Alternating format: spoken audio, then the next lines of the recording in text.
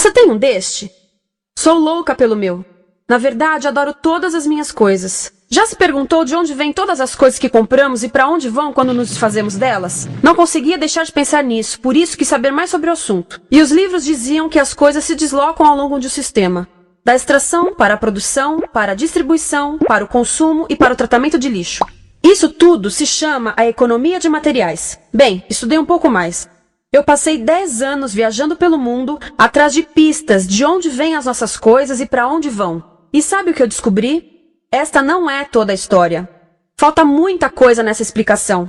Em primeiro lugar, neste sistema parece que está tudo bem, sem problemas. Mas, na verdade, é um sistema em crise, porque trata-se de um sistema linear. E nós vivemos num planeta finito. E não se pode gerir um sistema linear num planeta finito, indefinidamente. Em todas as suas etapas, este sistema interage com o mundo real. A vida real não acontece numa página em branco. Interage com sociedades, culturas, economias, o ambiente. E durante as etapas, a vida vai se chocando contra seus limites. Limites que aqui não vemos porque o diagrama está incompleto.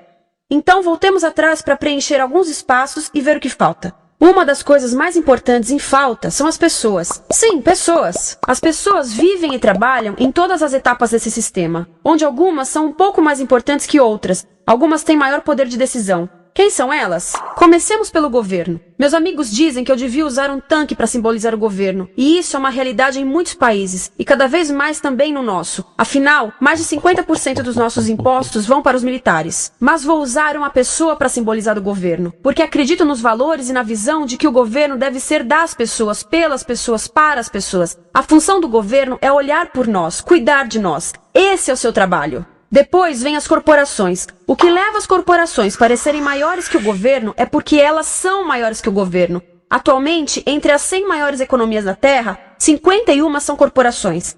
À medida que as corporações foram crescendo, em tamanho e poder, assistimos a uma pequena mudança no governo, como se estivessem mais preocupados com o bem-estar deles do que com o nosso. Muito bem, então vejamos o que mais falta nessa imagem. Começaremos pela extração, que é uma palavra pomposa para exploração de recursos naturais, que por sua vez é uma palavra pomposa para destruir o planeta. A verdade é que cortamos as árvores, arrebentamos as montanhas para extrair os metais, consumimos toda a água e exterminamos os animais. Aqui enfrentamos o nosso primeiro limite. Estamos ficando sem recursos naturais. Estamos utilizando demasiados materiais. Sei que isto pode ser difícil de ouvir, mas é a verdade. Por isso temos que lidar com isso. Durante apenas as 3 últimas décadas, foram consumidos 33% dos recursos naturais do planeta. Desapareceram. Cortamos, minamos, perfuramos e destruímos o planeta tão depressa que estamos debilitando a capacidade do planeta para sustentar o nosso modo de vida. Aonde eu vivo, nos Estados Unidos, resta-nos menos de 4% da nossa floresta original. 40% dos cursos de água estão impróprios para o consumo. E o nosso problema não é apenas estarmos utilizando demasiados recursos, mas o fato de estarmos utilizando mais do que a nossa parte. Temos 5% da população mundial, mas usamos 30% dos recursos mundiais. Se todos consumissem ao ritmo dos Estados Unidos, precisaríamos de 3 a 5 planetas. E sabem uma coisa? Só temos um. Então, a resposta do meu país a essa limitação é simplesmente ir tomar dos outros. Este é o terceiro mundo, que alguém dirá tratar-se apenas de uma expressão para designar o local para onde foram as nossas matérias-primas. E o que é que acontece? A mesma coisa, destruição do local. 75% das zonas de pesca do planeta estão sendo exploradas ao máximo ou além da sua capacidade. Desapareceram 80% das florestas originais do planeta. Só na Amazônia perdemos 2.000 árvores por minuto, o equivalente a um campo de futebol por minuto. Então, e as pessoas que vivem aqui? Bem, de acordo com esses sujeitos, eles não são donos desses recursos, mesmo que vivam lá há gerações. Não são donos dos meios de produção, nem compram muitas coisas. Nesse sistema, quem não possui nem compra muitas coisas não tem valor. A seguir, as matérias-primas seguem para a produção, onde utilizamos energia para misturar químicos tóxicos com recursos naturais para produzir produtos contaminados com tóxicos. Há atualmente no comércio mais de 100.000 químicos sintéticos. Apenas um punhado foi testado para avaliar o seu impacto na saúde, e nenhum foi testado em relação aos impactos sinérgicos na saúde, ou seja, a interação com todos os outros químicos aos quais estamos expostos diariamente. Por isso, desconhecemos o impacto total deles na saúde e no ambiente. Mas sabemos uma coisa: os tóxicos entram e saem. Enquanto continuarmos a introduzi-los nos nossos sistemas de produção industrial, continuaremos a inserir esses tóxicos nos produtos que levamos para nossas casas, trabalho e escolas, e claro, para nossos corpos. Como os BFRs, ou retardantes de incêndio à base de brometo, que tornam as coisas mais resistentes ao fogo, mas são super tóxicos. São neurotóxicos, ou seja, tóxicos para o cérebro. O que é que estamos fazendo usando esses químicos? Apesar disso, os usamos em nossos computadores, eletrodomésticos, sofás, colchões e até alguns travesseiros. Sim, pegamos nossos travesseiros, os revestimos com neurotoxinas, levamos para casa e dormimos por 8 horas com eles. Não sei, mas acho que num país com tanto potencial, poderíamos ter uma maneira melhor de evitar que as cabeças peguem fogo à noite. Sabia que essas toxinas vão se acumulando ao longo da cadeia alimentar e se concentram nos nossos corpos? Sabe qual é o alimento do topo da cadeia alimentar com o nível mais elevado de químicos tóxicos? O leite materno. Isto significa que os menores membros das nossas sociedades, os nossos bebês, recebem as maiores doses de químicos tóxicos das suas vidas a partir do leite das suas mães. Não acha que é uma incrível violação? A amamentação deveria ser o mais importante ato humano de nutrição. Deveria ser algo sagrado e seguro. A amamentação continua a ser o melhor e as mães devem amamentar, mas nós deveríamos proteger esse ato. Eles deviam protegê-lo. Eu pensava que zelavam pelos nossos interesses. As pessoas que mais sofrem com esses produtos químicos são os trabalhadores das fábricas. Muitos são mulheres em idade reprodutiva, que trabalham com toxinas que afetam a gestação, carcinogênicos e muito mais. Agora eu pergunto, que tipo de mulher em idade reprodutiva trabalharia num emprego deste, exposta a estas toxinas, a não ser uma mulher sem outra alternativa? Essa é uma das maravilhas desse sistema. A erosão dos ecossistemas e economias locais, aqui, garante um fluxo constante de pessoas sem alternativas. No mundo, há 200 mil pessoas por dia se deslocando de ambientes que as sustentaram ao longo de gerações para cidades, onde muitas vivem em bairros de lata, à procura de emprego, por mais tóxico que seja. Não só os recursos são desperdiçados ao longo desse sistema, mas também pessoas, comunidades inteiras são desfeitas. Sim, as toxinas entram e saem. Muitas delas saem das fábricas em produtos, e muitas mais saem como subprodutos, ou poluição. E estamos falando de muita poluição. Nos Estados Unidos, as indústrias admitem liberar mais de 1.800.000 quilos de químicos tóxicos por ano.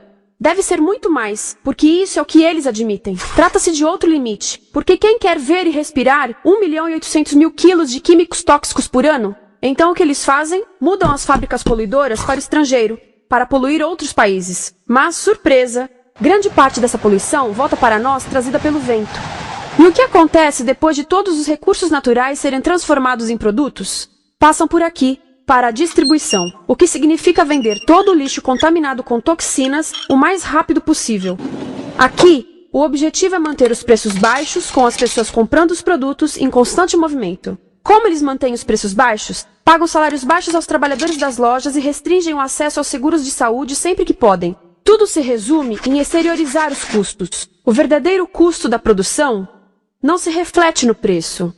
Em outras palavras, não pagamos aquilo que compramos. Outro dia estive pensando nisto. Ia a caminho do trabalho e queria ouvir as notícias. Por isso entrei numa loja para comprar um rádio. Encontrei um pequeno rádio verde engraçado que custava $4,99. Na fila do caixa pensei, como $4,99 podem refletir o custo da produção e transporte desse rádio até ele chegar nas minhas mãos? O metal deve ter sido extraído na África do Sul. O petróleo provavelmente do Iraque. O plástico produzido na China e talvez montado por uma criança de 15 anos numa fábrica do México. $4,99 não paga nem o aluguel do espaço ocupado na prateleira, nem parte do salário do empregado que me atendeu, ou as viagens de navio e caminhão que o rádio fez. Foi assim que eu percebi que eu não paguei o valor do rádio. Então, quem pagou? Estas pessoas pagaram com a perda do espaço dos seus recursos naturais. Estas pagaram com a perda do ar puro, com o aumento de doenças como asma e câncer. As crianças do Congo pagaram com o seu futuro, pois 30% delas abandonam a escola para trabalhar nas minas de coltan, um metal que usamos em aparelhos eletrônicos baratos e descartáveis. Estas pessoas pagaram por não ter direito ao seguro de saúde. Ao longo desse sistema, pessoas contribuíram para que eu comprasse o rádio por $4,99. Mas essas contribuições não são registradas por nenhum contabilista. É isto que eu quero dizer com exteriorizar o verdadeiro custo de produção. E isso nos leva à seta dourada do consumo. O coração do sistema, o motor que impulsiona. É tão importante proteger esta seta que se tornou prioridade daqueles dois sujeitos. É por isso que após o 11 de setembro, quando nosso país estava em choque, o presidente Bush poderia ter sugerido fazer luto, rezar, ter esperança, mas não, ele disse para fazermos compras. Compras! Nos tornamos uma nação de consumidores. Nossa principal identidade passou a ser de consumidores. Não mães, professores, agricultores, mas consumidores. Nosso valor é medido e demonstrado pelo quanto contribuímos para esta seta. Quanto consumimos. Não é isso que fazemos? Compramos, compramos, compramos. Manter os produtos circulando. E como circulam? Sabe qual a porcentagem dos produtos que circulam através desse sistema que ainda são usados 6 meses depois da venda na América do Norte? 50%? 20%? Não, 1%. 1. Em outras palavras, 99% das coisas que nós cultivamos, processamos, transformamos, 99% das coisas que percorrem o sistema são lixo em menos de 6 meses. Como é que podemos gerir um planeta com esse nível de rendimento? Mas não foi sempre assim. Hoje, o consumidor médio americano consome o dobro que há 50 anos. Pergunte à sua avó. No tempo dela, a boa gestão, a engenhosidade e a poupança eram valorizados. Então, como é que isso aconteceu? Bem, não aconteceu simplesmente. Foi planejado. Pouco depois da Segunda Guerra Mundial, estes sujeitos estudavam a forma de impulsionar a economia. O analista de vendas Victor Lebow articulou a solução que se tornaria a norma de todo o sistema. Ele disse: a nossa enorme economia produtiva exige que façamos do consumo a nossa forma de vida, que tornemos a compra e uso de bens em rituais, que procuremos a nossa satisfação espiritual, a satisfação do nosso ego no consumo. Precisamos que as coisas sejam consumidas, destruídas, substituídas e descartadas a um ritmo cada vez maior. O conselheiro econômico do presidente Eisenhower disse: o principal objetivo da economia americana é produzir mais bens de consumo. Mais bens de consumo? O nosso principal objetivo? Não é providenciar cuidados médicos, ou educação, ou transportes seguros, ou sustentabilidade, ou justiça? Bens de consumo? Como é que eles nos fizeram adotar esse sistema de forma tão entusiástica? Bem, 2 das suas estratégias mais bem-sucedidas são a obsolescência planejada e a obsolescência perceptiva. A obsolescência planejada é uma outra forma de dizer criado para ir para o lixo. Eles fazem as coisas de modo que sejam inúteis tão rápido quanto possível para jogarmos fora e voltarmos a comprar. Isso é óbvio em sacolas ou copos de plástico, mas verifica-se isso em coisas maiores como esfregões, DVDs, máquinas fotográficas, churrasqueiras, quase tudo. Até computadores. Já reparou que quando compra um computador, a tecnologia muda tão rápido que em poucos anos se torna quase um impedimento para a comunicação? Fiquei curiosa e abri um desses computadores para ver o que tinha dentro. E descobri que a peça que se muda a cada ano é apenas uma pecinha no canto.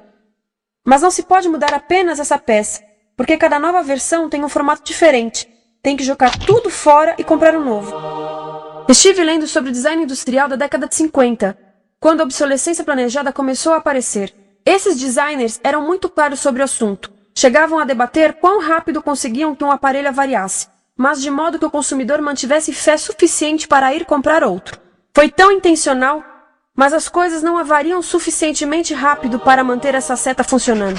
Por isso existe também a obsolescência perceptiva. A obsolescência perceptiva nos convence a jogar fora coisas que ainda são perfeitamente úteis. Como fazem isso? Mudam a aparência das coisas. Por isso, se comprou suas coisas há alguns anos, todos percebem que você não tem contribuído para essa seta. E como o nosso valor depende da nossa contribuição para essa seta, isso pode ser embaraçoso. Por exemplo, se eu tiver o mesmo monitor de computador gordo e branco na minha mesa por 5 anos e a minha colega tiver comprado um computador novo, ela vai ter um monitor plano brilhante que combina com o computador, com o celular e até com as canetas. Ela parece estar operando uma nave espacial e eu pareço que tenho uma máquina de lavar na mesa. A moda é outro bom exemplo. Já se perguntou por que os saltos dos sapatos das mulheres passam de largos para finos num ano e no próximo de finos para largos? Não é por haver um debate sobre qual deles é mais saudável. É porque usar saltos largos num ano de saltos finos mostra que você não contribuiu recentemente para a seta. Por isso não vale tanto quanto a pessoa com saltos finos ao seu lado, ou em um anúncio. É para comprarmos sapatos novos. A publicidade e a mídia em geral têm um papel importante nisto. Cada um de nós nos Estados Unidos é bombardeado com mais de 3.000 anúncios por dia. Vemos mais publicidade num ano do que as pessoas há 50 anos viam em toda a vida. Qual é o objetivo de um anúncio se não nos fazer infelizes com o que temos? Por isso, nos dizem 3.000 vezes por dia que o nosso cabelo está errado, nossa pele, nossa roupa, nossos móveis, nossos carros, nós estamos errados. Mas tudo se resolve se formos às compras. A mídia também ajuda a esconder tudo isto e isto. Por isso, a única parte da economia que vemos são as compras. A extração, produção e envio para o lixo acontecem fora do nosso campo de visão. Por isso, nos Estados Unidos, temos mais coisas do que tivemos antes, mas pesquisas mostram nossa felicidade declinando. Nossa felicidade teve seu pico na década de 50, a mesma época em que a febre consumista explodiu. Coincidência interessante. Acho que sei o porquê. Temos mais coisas, porém menos tempo para o que realmente nos faz felizes. Amigos, família, tempo livre. Estamos trabalhando mais do que nunca. Analistas dizem que não temos tão pouco tempo livre desde a sociedade feudal. E sabem quais são as duas atividades que mais fazemos no pouco tempo livre que temos? Ver televisão e fazer compras. Nós, americanos, passamos 3 a 4 vezes mais tempo comprando do que os europeus. Assim, nessa situação ridícula, vamos trabalhar talvez em 2 empregos, e quando chegamos em casa exaustos e sentamos no sofá novo para ver televisão, os anúncios dizem que não prestamos, então vamos às compras para nos sentirmos melhor. Depois trabalhamos mais para pagar o que compramos, e chegamos em casa mais cansados, vemos mais televisão que nos diz para fazermos compras outra vez. E estamos nesse ciclo de trabalhar, ver, comprar, e podíamos simplesmente parar. Então, no final, o que acontece a todas essas coisas que compramos? Nesse ritmo de consumo, não cabe tudo em casa, apesar do tamanho médio das casas ter duplicado nesse país desde os anos 70. Vai tudo pro lixo, e isso nos leva ao tratamento do lixo. Essa é a parte da economia de materiais que conhecemos melhor, porque nós temos de levar o lixo até a esquina. Cada americano produz 2 quilos de lixo por dia, o dobro do que fazíamos há 30 anos. Todo esse lixo ou é despejado num aterro, que é um grande buraco no chão, ou ainda pior, primeiro é incinerado e depois despejado no aterro. As duas formas poluem o ar, o solo, a água, sem esquecer que alteram o clima. A incineração é realmente ruim. Lembra daqueles tóxicos da fase da produção? Bem, queimar o lixo libera esses tóxicos no ar. Pior ainda, produz supertóxicos novos, como a dioxina. A dioxina é a substância mais tóxica feita pelo homem, e os incineradores são a principal fonte de dioxina. Isso significa que podemos parar a principal fonte da mais tóxica substância conhecida e feita pelo homem, simplesmente parando de queimar o lixo. E podemos parar hoje. Algumas empresas não querem criar aterros e incineradores aqui. Por isso, também exportam os resíduos. Então, e a reciclagem? A reciclagem ajuda? Sim, a reciclagem ajuda. Ela reduz o lixo nessa extremidade e depois reduz a pressão para minerar e colher mais nessa extremidade. Sim, todos devemos reciclar, mas reciclar não é o suficiente. Reciclar nunca será suficiente, por 2 razões. Primeiro, o lixo que vem das nossas casas é apenas a ponta do iceberg. Para cada saco de lixo que deixamos na esquina, 70 sacos de lixo são criados anteriormente, só para fazer o lixo desse saco que deixamos na esquina. Assim, mesmo que pudéssemos reciclar 100% do lixo das nossas casas, não se chegaria ao coração do problema. Além disso, grande parte do lixo não pode ser reciclado, ou porque contém demasiados tóxicos, ou porque é criado de início para não ser reciclável. Como aquelas caixas de suco, que têm as camadas de metal, papel e plástico, todas coladas. Não dá para separar essas camadas para reciclá-las. Como se vê, é um sistema em crise. Por todo o percurso, estamos batendo em limites, do clima em mudança ao decréscimo da felicidade. Simplesmente não está funcionando. Mas a parte boa de um problema tão generalizado é haver tantos pontos de intervenção.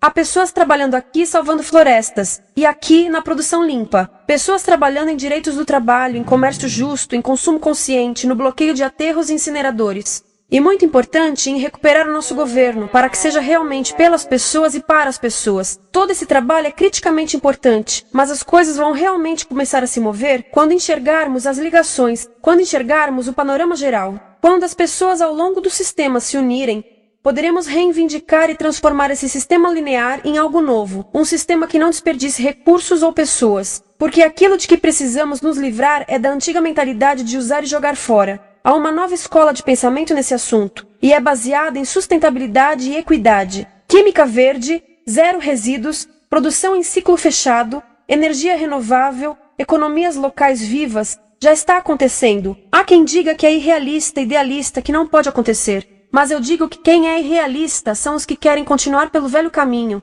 Isso é que é sonhar. Lembre-se que a velha forma não aconteceu por acaso. Não é como a gravidade que temos que conviver. As pessoas a criaram, e nós também somos pessoas. Por isso vamos criar algo novo.